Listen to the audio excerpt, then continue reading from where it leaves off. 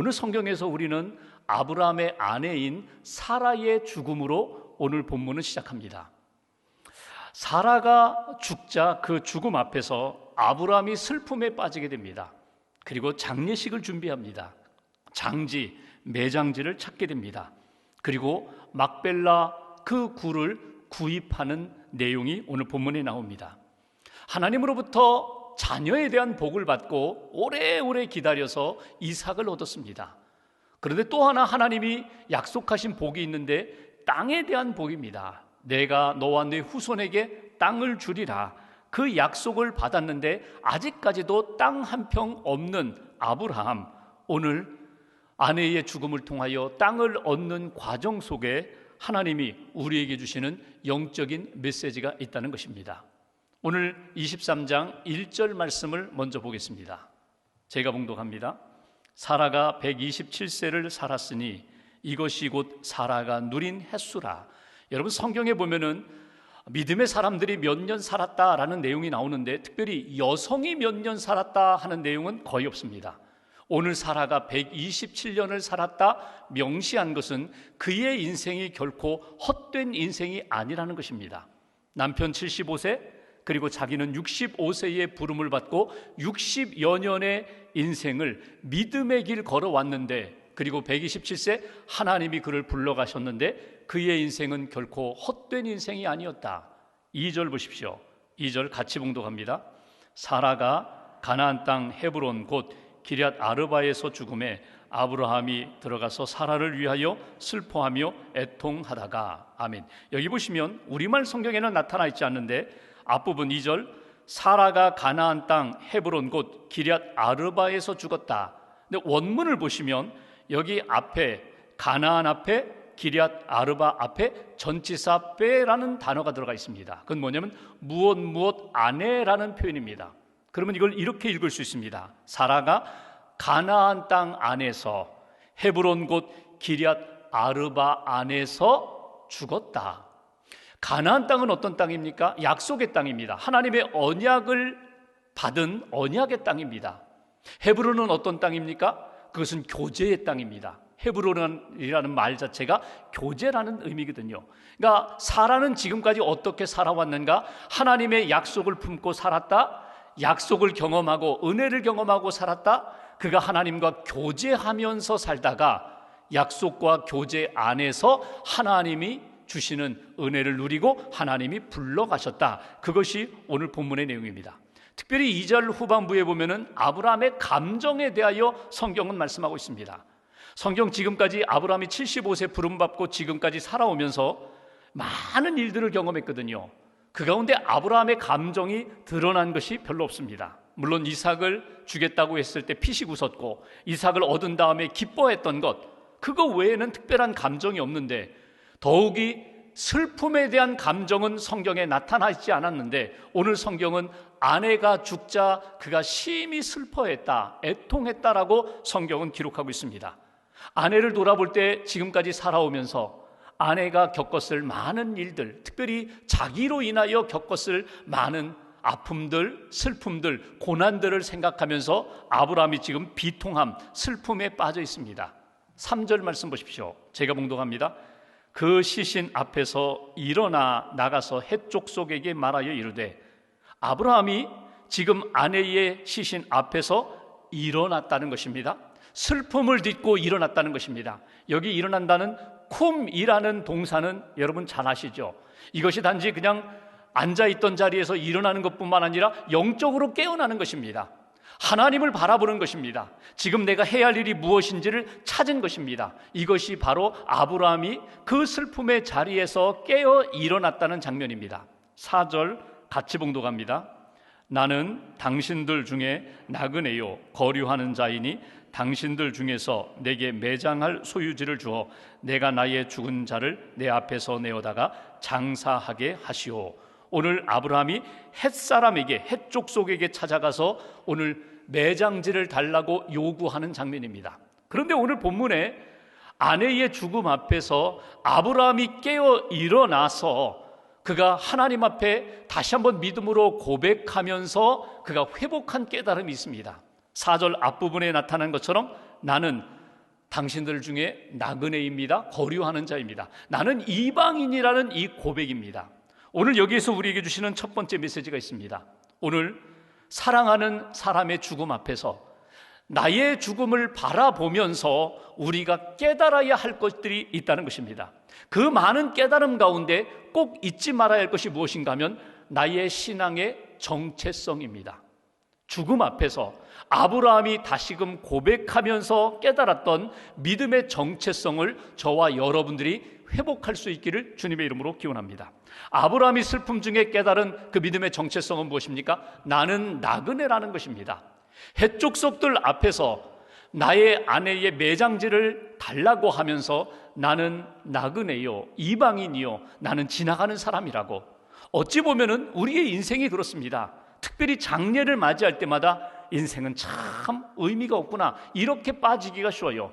그럼에도 불구하고 우리 믿음의 사람들이 가지고 있는 나그네의 신앙의식은 뭐냐면 그냥 방랑객, 지나가는 나그네가 아니라 우리에게는 본향을 찾아 나아가는 나그네, 순례자라는 믿음을 확인하게 됩니다. 나는 믿음의 사람입니다. 땅에 속한 사람이 아니라, 세상에 속한 사람이 아니라 나는 하늘에 속한 사람입니다. 나는 본향을 향하여 나아가는 사람입니다. 이것이 오늘 아브라함의 고백이며 저와 여러분들이 붙들어야 할 믿음의 고백입니다. 6절에 보시면 햇사람이 이렇게 이야기합니다. 당신은 우리 가운데 있는 사람 아닙니까? 하나님이 세우신 지도자 아닙니까? 쉽게 말하면 이런 표현이에요. 우리가 남이야? 우리 것이 다 내 것이고 내 것이 우리 것 아니냐? 내가 가지고 있는 것, 우리가 가지고 있는 것, 어느 땅이든지 선택하라. 우리가 매장지 제공할 테니 네가 그 매장지를 사용하라고 호의를 베푸는 거예요. 근데 아브라함이 어떻게 해요? 정중하게 거절합니다. 그 정중하게 거절하는 아브라함의 마음이 무엇입니까? 나는 당신들의 일원이 될 수 없다는 것입니다. 나는 해족 속의 일원으로 그 공동체의 멤버로 살아갈 수 없는 구별된 사람이라는 것, 하나님께 속한 사람이라는 것, 하늘에 속한 사람이라는 것, 본향을 향하여 나아가는 믿음의 사람이라는 것을 아브라함이 밝히고 있는 것을 우리가 보게 됩니다. 믿음의 사람만이 가지고 있는 구별됨의 의식, 믿음의 사람이 가지고 있는 세상에서 살고 있지만 성도로서 살아가는 삶의 모습이 오늘 아브라함이 가지고 있는 신앙의 정체성입니다. 특별히 위기 가운데, 고난 가운데, 어려움 가운데, 슬픔 가운데 우리가 꼭 깨달아야 할 것이 있다면 그것은 나의 신앙의 정체성입니다. 나는 어디에서 왔으며 어디로 가는가? 나는 무엇을 붙잡고 있는가? 나의 본향은 어디인가? 나는 어디에 속한 사람인가? 믿음의 정체성을 다시금 찾고 깨닫고 붙잡고 살아갈 때에 아브라함이 걸어갔던 것처럼 믿음의 인생이 되고 하나님이 기뻐하시는 믿음의 사람이 된다는 것을 오늘 본문에서 우리는 발견하게 됩니다. 성경에 나타난 초대교회의 성도들의 모습을 보십시오. 초대교회는 로마가 지배하던 시대였습니다. 로마의 문화와 로마의 정치제도, 로마의 그 가치관을 따라가는 시대 속에서 초대교회 성도들은 그들을 따라가지 않았습니다. 로마 시대의 사람들 다 로마 황제를 숭배했습니다. 주는 로마 황제라고, 내 인생의 주인은 로마 황제라고 그렇게 고백할 때에 초대교회 성도들은 주는 그리스도라고 고백했습니다. 예수님이 나의 주인이 되시고 구원자가 되신다고. 이 고백 때문에, 이 가치관, 세상의 가치관을 거슬러 살아가는 것 때문에 핍박이 있었고 순교의 자리까지 나아가게 된 것, 이것이 초대교회 성도들의 모습입니다. 죽음 앞에서도 나는 누구인가? 나는 어디에 속한 사람인가? 나는 어디에서 와서 어디로 가는 인생인가? 믿음의 정체성을 확인할 때에 오늘 우리가 슬픔과 아픔과 위기가 많은 세상 속에서 하나님의 사람답게 살 수 있는 믿음의 길이 된다는 것, 믿음의 모습이 된다는 것, 이것이 오늘 본문을 통하여 우리가 얻게 되는 첫 번째 메시지입니다. 두 번째로 9절 이하를 보시면 아브라함이 해족 속 사람들에게 간청을 합니다. 그들이 이야기하죠. 어느 땅이든지 원하는 땅 지역 말하라고, 우리가 무상 제공하겠다고. 근데 아브라함은 그렇게 이야기하잖아요. 막벨라 동굴을 나에게 주십시오. 내가 그냥 받지 않겠습니다. 대가를 지불하고 막벨라 굴에 내 아내 매장하겠습니다. 무덤으로 삼겠다는 거예요. 막벨라라는 이 말은요, 이중의 굴이라는 의미를 가지고 있어요. 두 겹의 굴이라는 의미예요. 고대 이스라엘이 무덤을 정할 때에 굴을 택했거든요. 그 굴을 택할 때에 어떤 굴인가 하면 그냥 잠깐 여기 1, 2m 들어가는 그런 굴이 아닙니다. 조금 더 깊은 굴을 선택합니다. 왜 그런가 하면 자기만 그 굴에 들어가 죽는 것이 아니라 자자손손 후대의 사람들까지도 그 굴에 함께 매장되기를 바라보면서 그 매장지를 정했다는 것입니다. 그러니까 쉽게 얘기하면 이런 거예요. 죽으면 그 시신을 바깥 굴에다가 눈에 보일 수 있는 그 굴에다가 매장해 놓습니다. 그리고 시간이 지나서 나중에 뼈만 남으면 그 뼈를 가지고 안쪽 깊은 곳에다가 매장을 합니다. 그래서 그 안쪽 깊은 곳에 들어갈 때에 그들은 이렇게 표현합니다. 조상에게로 돌아갔습니다. 조상이 계신 곳으로 돌아갔습니다. 이것이 바로 막벨라 굴입니다. 동굴 묘소입니다. 아브라함이 그냥 받지 않겠다는 것입니다. 오늘 본문을 보시면 16절, 15절, 16절에 보면은 내가 값을 지불하겠습니다. 그랬더니 헷족속 에브론이 소유한 그 굴인데 에브론이 이런 이야기를 하죠. 은 400세겔을 준다면 모를까? 이게 은 400세겔이나 되는데 그게 무슨 문제가 되겠습니까? 이런 가치 있는 굴이지만 내가 무상으로 제공하겠습니다. 그런데 아브라함이 아니라고, 내가 지불하겠다고. 18절 말씀 보십시오. 16절에 보면은 은 400세겔을 지불합니다. 18절 같이 봉독하겠습니다. 성 문에 들어온 모든 헷족속이 보는 데서 아브라함의 소유로 확정된지라. 값을 지불해요. 여기 은 400세겔이라는 것은요, 쉽게 말하면 바가지 썼습니다. 바가지 요금이에요. 같은 헷족속끼리는 이 정도로 부르지 않아요. 이 정도로 비싸게 부르지 않아요. 그런데 아브라함이 이방인이라는 것 때문에 그가 대가를 지불하겠다고 하자. 그래? 그러면 400세겔이나 내면 되는데, 그래서 그 굴만이 아니라 굴이 붙어있는 밭이며 밭에 심겨진 나뭇가지며 그 통째로 다 아브라함이 사고, 18절 말씀해 보시면 이것이 아브라함의 소유가 되었다. 많은 사람들 증인 앞에서 이거는 이제부터 아브라함의 소유입니다, 이렇게 도장을 찍었다는 것입니다. 여기 궁금한 것이 있어요. 아니 왜 그냥 무상 제공하겠다는데 그냥 은혜로 받아들이지 왜 굳이 고집을 부리면서 그 비싼 대가를 지불했을까? 아브라함에게 있어서 지금까지 소유는 무엇입니까? 그는 유목민이기 때문에 양이며 소며 염소며 이것이 그의 소유였습니다. 땅은 소유가 아니었습니다. 왜? 땅은 지나가는 것입니다.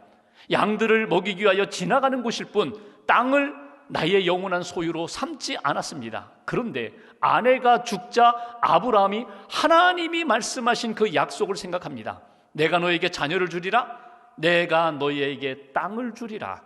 아브라함이 땅에 대하여 처음부터 소유로 생각한 것 아닙니다.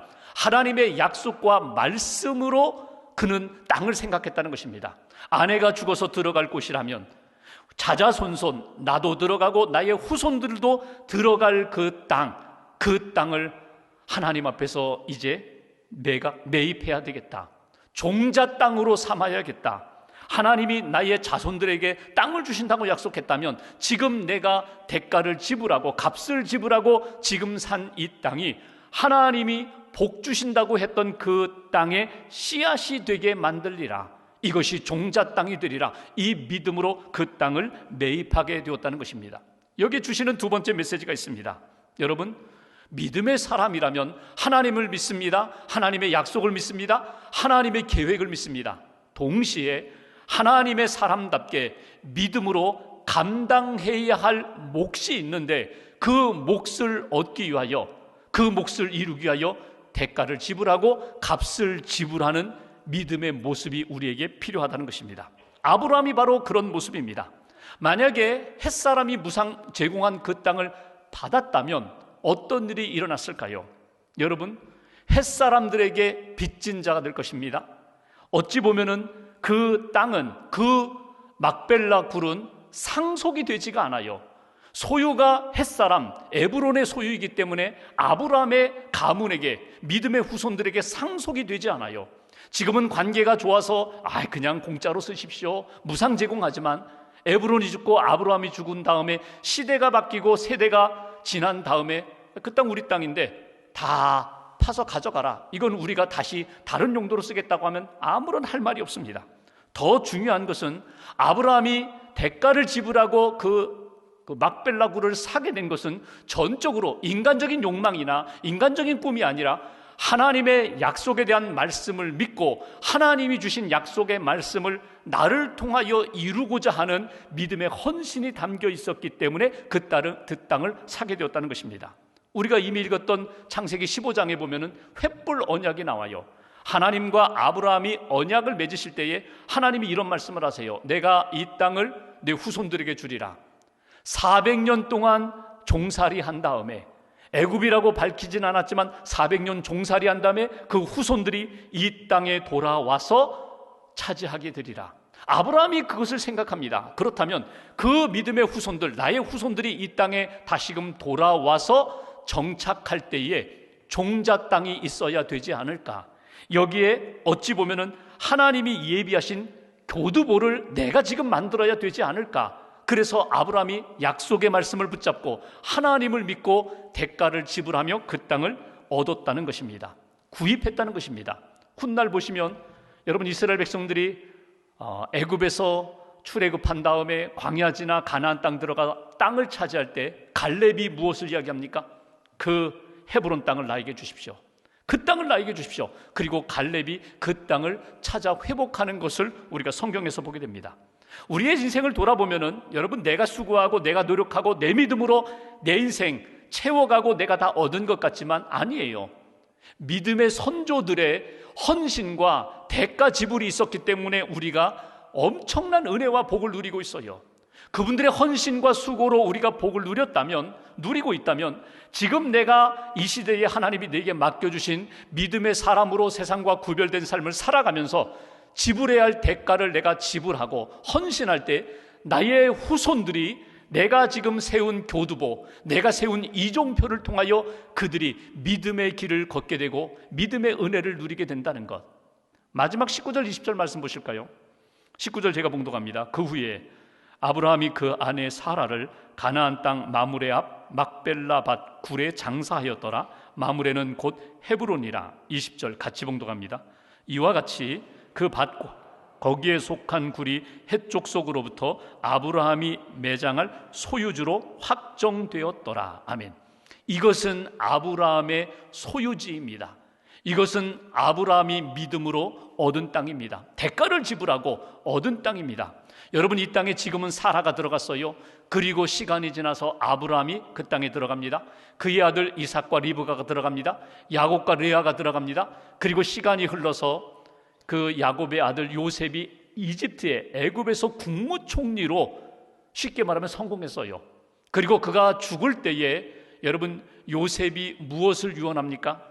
창세기 50장 25절에 보면은 그는 이런 유언을 합니다. 내가 죽거든 이집트에다가 큰 왕릉을 세워라, 그런 얘기 하잖아요. 내가 죽거든 나의 해골을 메고 그 하나님이 약속했던 우리 조상들이 있는 그 땅으로 메고 가라고, 옮겨달라고. 그리고 그 유언대로 나중에 출애굽할 때 모세가 그 요셉의 해골을 가지고 그 땅을 향하여 나아가는 것을 보게 됩니다. 그러니까 이스라엘 백성들이 아브라함, 이삭, 야곱, 요셉 계속해서 자기가 죽을 때에 나의 갈 곳은 헤브론이다. 하나님이 약속하신 그 땅으로 나는 간다. 이걸 영적으로 해석을 해볼까요? 오늘 우리 시대로 바꿔볼까요? 내가 죽으면 갈 곳은 우리 가문이 마련한 가족묘다. 이게 인간적인 이 땅의 생각이라면 영적인 마음은 이런 것입니다. 내가 갈 곳은 천국 본향이다. 그렇다면 아들아, 손주들아, 너희들도 앞으로 갈 곳은 본향이 있다는 것, 천국이어야 한다는 것, 이거 잊어버리지 말아라. 거기서 우리가 만나는 거야. 그 땅을 바라보면서 영원한 하나님의 나라 가나안 땅을 바라보면서 우리가 믿음으로 살고 준비되어 살고 그 땅에 들어가는 거야. 이것이 바로 오늘 아브라함이 그의 후손들에게 남긴 믿음의 유산이고, 오늘 이 말씀을 통하여 우리가 꼭 붙잡아야 할 영적인 메시지입니다. 오늘 세 번째 주시는 메시지, 약속의 땅으로 나도 들어가고 나의 후손들도 들어가야 한다는 것입니다. 약속의 땅이 어디입니까? 천국입니다. 하나님이 예비하신 곳, 본향입니다. 영원히 하나님의 다스림을 받으며 주님과 영생의 기쁨을 누리는 그 땅을 놓치지 말아라. 오늘 말씀을 보면은 어찌 보면은 아브라함이 땅을 산 이야기처럼 들리지만 오늘 아브라함이 땅 산 이야기가 아닙니다. 오늘 우리들이 사모해야 할 곳은 어디인지 그것을 우리에게 가르쳐주고 있습니다. 나의 땅은 어디에 있는가? 내가 사모할 본향은 어디에 있는가? 내가 이 땅에서 죽을 때 나는, 내 영혼은 어디로 갈 것인가? 진지하게 고민도 하고 하나님 앞에 점검도 하고 내가 가야 할 본향, 나의 자녀들, 나의 후손들도 가야 할 본향이 분명히 천국이라는 것을 놓치지 말아라. 이것이 오늘 우리에게 주시는 말씀입니다. 천국에 대한 믿음과 소망을 놓치지 말아라. 한국의 신학자 가운데 지금은 하늘나라 가셨는데 김정준 목사님이 계십니다. 신학자이면서 신학대학 학장을 지내신 분입니다. 젊은 시절에 폐결핵으로 마산 이 폐결핵 요양원에서 몇 년 요양 생활을 하셨어요. 폐결핵 요양소, 그러니까 날마다 사람들이 야유어 갑니다. 그리고 약한 사람은 세상을 떠나요. 그러니까 늘 죽음을 가까이 하는 그런 곳입니다.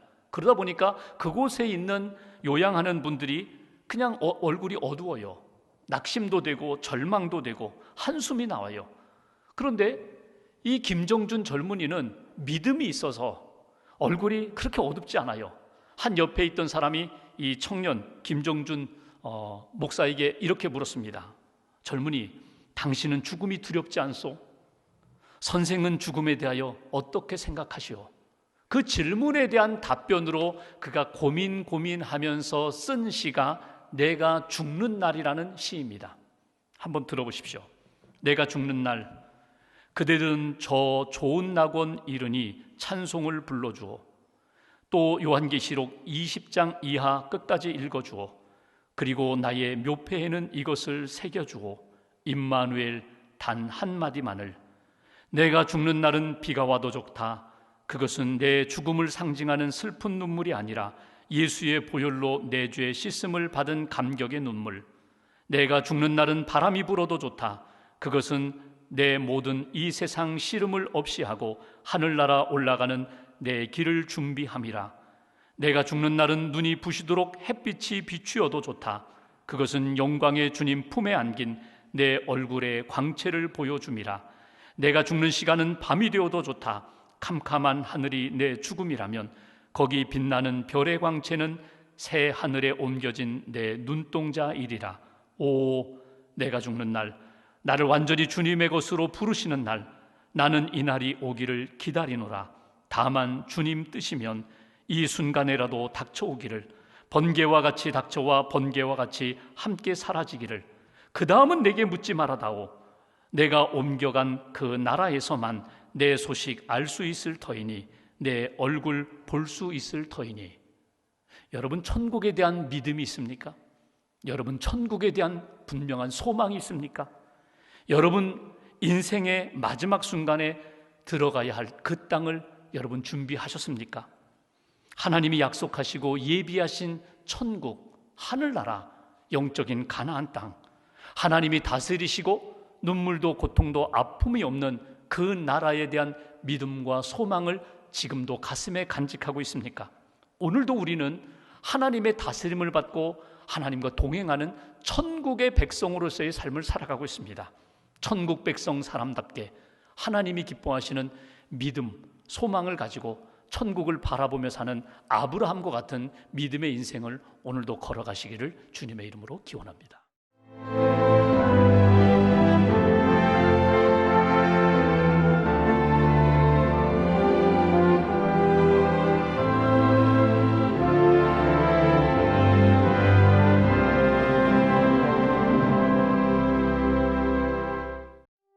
당시 제 상태는 뼛속까지 암이 이미 퍼져 있었고, 나는 그러면 죽는 거야? 살고 싶지 않다.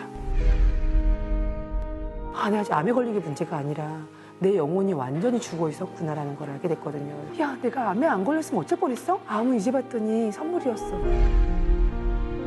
그럴 수 있다. 아플 수도 있고 가는 과정이 고통스러울 수도 있고, 근데 고통 없는 부활은 존재하지 않는다는 것이죠.